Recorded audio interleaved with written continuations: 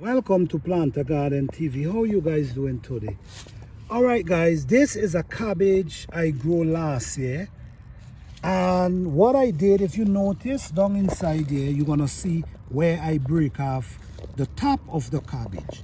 Now if you can see, you could see we have 4 different span that comes up. 1, 2, 3, 4.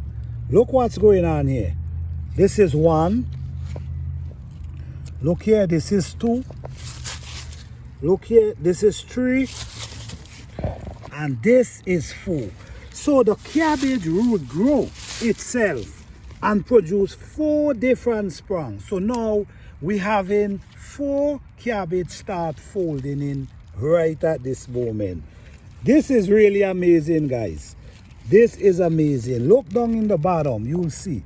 That's where I break it off and it reshoot 4 different stem, and now the 4 of them is producing their own cabbage now.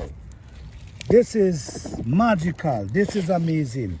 Guys, if this ever happened to you, please put in the comment section and let me know. All right, thank you guys for watching. Please like, subscribe and share. Thank you.